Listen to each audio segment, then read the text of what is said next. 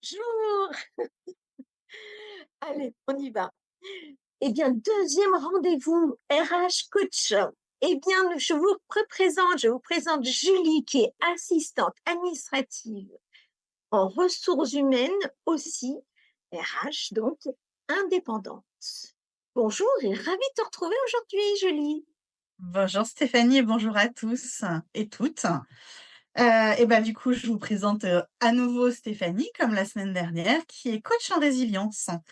Et aujourd'hui, on va aborder un autre sujet tout aussi important que le premier et où souvent les gens se posent beaucoup de questions. Et on espère pouvoir vous répondre à plein de choses. Mais évidemment, il y a sûrement pas tout dedans. Alors, si vous avez des questions, on est là pour ça. N'hésitez surtout pas avec Benoît. Eh bien, alors justement, Julie, as-tu une définition pour l'inaptitude? Qu'est-ce que c'est que l'inaptitude? Alors, l'inaptitude, c'est une, incapacité qui peut être temporaire ou non, d'exercer son travail, son emploi.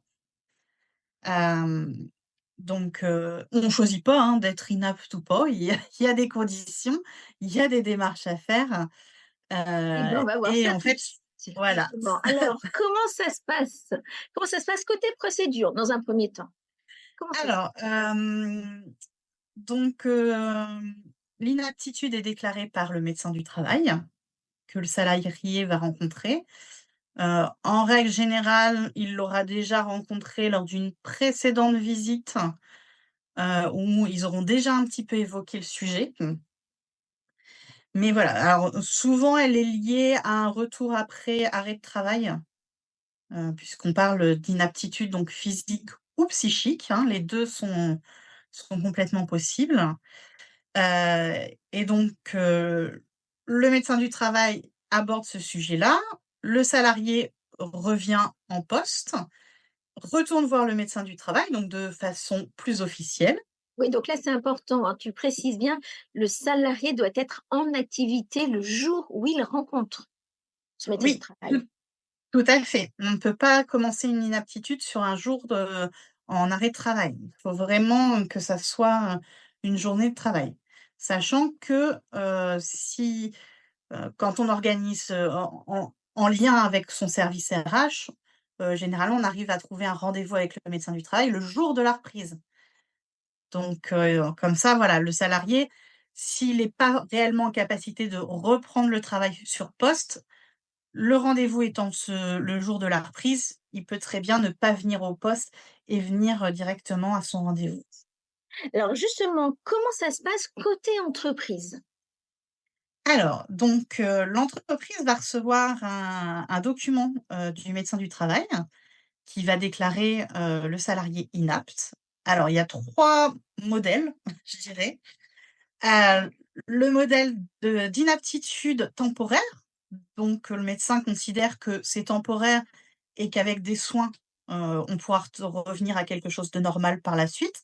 Donc il souhaitera revoir le salarié pour, contrebalancer cette inaptitude. Il va y avoir une inaptitude, comment? Où le médecin du travail va donner une prescription pour un reclassement. Donc, par exemple, qu'est-ce que ça pourrait être? Un lieu sans bruit, un travail sans port de charge lourde, enfin voilà, différentes préconisations. Ou on a directement une inaptitude sans possibilité de reclassement, ce qui va être le plus rapide. Ouais, et là, du coup, c'est un changement de Voilà. vie. Alors Donc en juste fait oui, dis-moi? et donc du coup, alors changement de vie pour ce fameux salarié. Alors, comment ça se passe pour ce salarié, justement? Donc, à réception de cet avis, l'entreprise doit, sauf dans le dernier cas, rechercher un reclassement. Donc, selon la taille de l'entreprise et le type de poste qu'il peut y avoir, ça peut prendre un certain temps. Donc pendant 1 mois, le salarié, n'a pas de salaire. Alors je mets un petit peu entre guillemets, parce que je pourrais vous expliquer, certaines choses à ce sujet. Mais au bout d'un mois, s'il n'est toujours pas reclassé ou licencié pour inaptitude, l'employeur se doit de reprendre le versement du salaire. Entre 2, l'employeur peut avoir trouvé également un reclassement et donc il enverra un courrier au salarié lui disant: «J'ai retrouvé tel ou tel poste qui peut convenir à vos aptitudes et aux préconisations du médecin du travail». Le salarié a le choix d'accepter ou non cette proposition de reclassement et donc en cas d'acceptation, bah, il va être accueilli sur un nouveau poste avec des nouveaux collègues dans un nouvel environnement, sans souci. En cas de refus, bah, c'est comme s'il n'y avait pas eu de reclassement possible et on part sur un licenciement pour inaptitude. Voilà. Alors tu m'avais parlé aussi des possibilités de tout ce qui est, bon, on en parle un peu plus tard. On y revient, c'est promis. Mais tout à fait, voilà, c'est ça. Il peut ou il peut ne pas le faire, hein. Monsieur, madame la salariée, ou vous continuez pas. Mais comme vous dit Julie, c'est vous qui voyez, c'est vous qui décidez. C'est ce qui est bon pour vous, hein. Vraiment, Julie, tu insistes là-dessus. Quand on Oui, est tout à salarié, fait. On n'est pas dans l'obligation d'accepter un reclassement. Ben, voilà, en plus, si vous êtes dans une très grande société qui est, présente sur toute la France, on va peut-être vous proposer des postes à l'autre bout de là où vous habitez. Donc, voilà, vous n'êtes pas obligé d'accepter de partir à l'autre bout de la France pour être classé. Il y a pas de souci. Généralement, les services RH comprennent tout à fait cette décision, puisqu'on a sa vie sur un lieu et on n'a pas envie de bousculer tout pour ce genre de problématique. merci, merci Julie. Donc n'hésitez pas, hein, si vous avez des questions, Julie est là. Au contraire, voilà, prendre les choses, calmement. Super. Et beh, du coup, je vais vous proposer qu'on regarde le côté coaching. Ça te dit, Julie? Mais oui, tout à fait. Alors, qu'est-ce que tu vois, toi, de ce côté entreprise, de ce qui peut être fait en démarche? Ouais. Alors, en effet, c'est important de bien se dire que cet handicap, cette inaptitude, qui est pas forcément un handicap d'ailleurs, peut être aussi bien physique que psychologique. Ça peut être une dépression au bout d'un certain temps. Et ce qui est important aussi à identifier, c'est que donc ça peut être visible ou invisible. Parce que c'est pas forcément un handicap, c'est voilà, c'est la vie qui fait qu'au bout d'un moment, mais ça peut être tout à fait un handicap. Donc côté entreprise, il peut y avoir des aménagements, comme on a pu dire, comme tu as pu dire tout à l'heure, Julie, et puis finalement, une certaine éducation aussi du salarié, de l'entreprise dans l'ensemble parce que, bah, avec le temps finalement, dans certaines entreprises, on apprend à vieillir plus ou moins les uns avec les autres et il y a en effet les RH qui ont ce rôle-là d'informer et de communiquer, parce qu'il peut y avoir une communication d'entreprise. Et il me vient aussi une idée, tout ce qui est partie ergonomie. Il peut y avoir en effet un jeu dans l'entreprise avec les salariés pour cet apprentissage-là. Et attention, hein, quand on a les RH, c'est aussi très intéressant. Elles sont là et elles ont ce rôle de pouvoir expliquer ce qui se passe. Donc voilà, il peut y avoir en effet des formations et c'est pour ça que je vous dis que les RH sont essentiels. Il peut y avoir les bilans de compétences qui peut être aussi, mis en commun avec les RH. Donc voilà, une super Julie à côté de nous, ça peut être au top.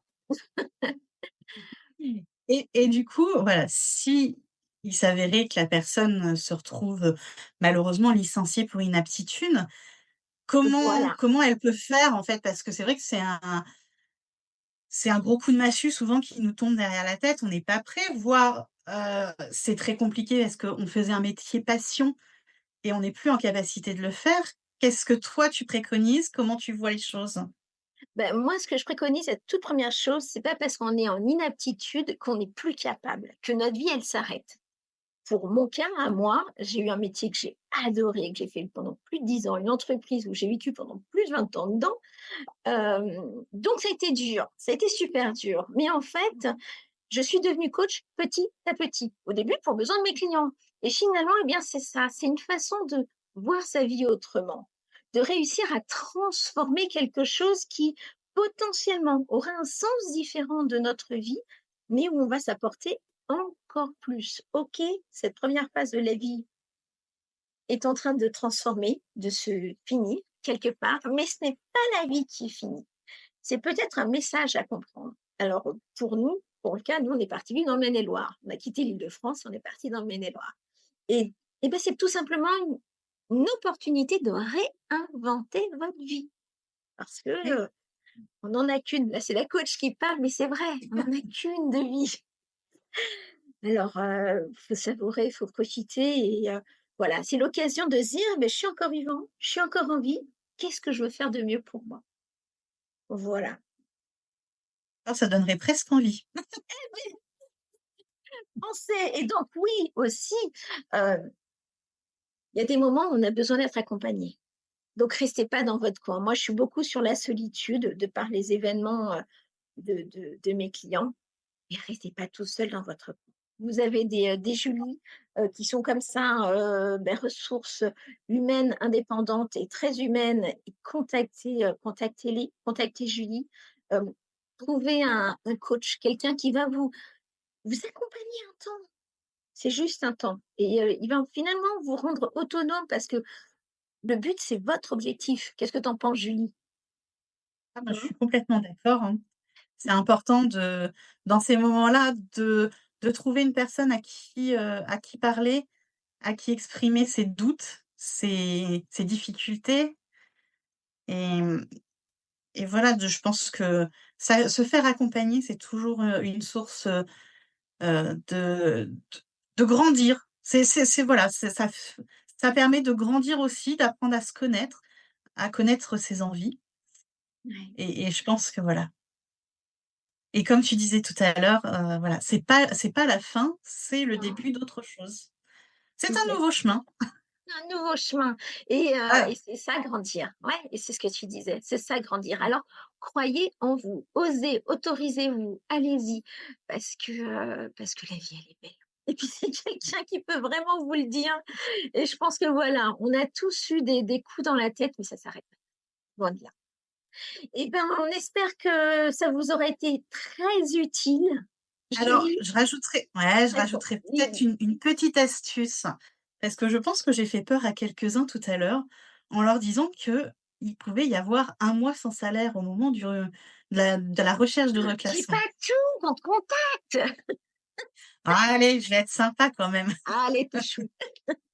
Bon, alors on expliquait qu'il fallait absolument ne pas être en arrêt de travail le jour de la déclaration de l'inaptitude, mais dès le lendemain et tout le long de la recherche de reclassement jusqu'à la reprise de votre salaire, vous pouvez retourner voir votre médecin et vous remettre en arrêt de travail. Et souvent, c'est quelque chose qui fait peur aux gens quand on leur parle d'inaptitude. Ils vont sur internet, on leur dit: «C'est un mois sans salaire». Voilà, ça fait peur, on n'a pas toujours les moyens de subvenir à ce mois, mais voilà, il y a quand même cette solution qui peut permettre, d'y aller un petit peu plus sereinement. Et pour l'avoir vécu, parce que je me suis retrouvée du jour au lendemain, en inaptitude, si on veut, et ben, croyez-moi, en fait, on en a besoin de cet arrêt. Parce que d'un seul coup, c'est le couperet qui tombe. C'est comme si qu'on se reçoit le j'allais dire, on avoue les choses, je sais pas. En tout cas, ça ce cap-là et finalement, et ben, ça vaut le coup de prendre ce temps-là pour soi et justement, c'est peut-être le moment, voilà, comme dit Julie, ben, c'est pas que profiter, c'est aussi respecter l'être humain que l'on est, de prendre ce stop après le rendez-vous chez le médecin et puis Ah ouais, oui, puis que c'est un double coup de massue, hein. L'inaptitude, on peut plus faire son emploi et on se retrouve un mois sans salaire donc il faut pas rajouter de la peine là où il y en a déjà. Je pense voilà, que voilà, parfois, il faut, comme on disait tout à l'heure, savoir se faire aider au bon moment. super. Bah, ça me semble être un super mot de la fin, à moins que tu veuilles rajouter quelque Parfait, chose? c'est bon pour moi. Et ben, on vous dit merci d'être arrivés jusque-là. Et à la semaine prochaine. Et puis petit à petit, on va vous créer des petites surprises. Il y a des idées qui viennent. Ah, Alors à très bientôt tout le monde et à très bientôt Julie. Merci beaucoup. à bientôt et bientôt Stéphanie. À bientôt.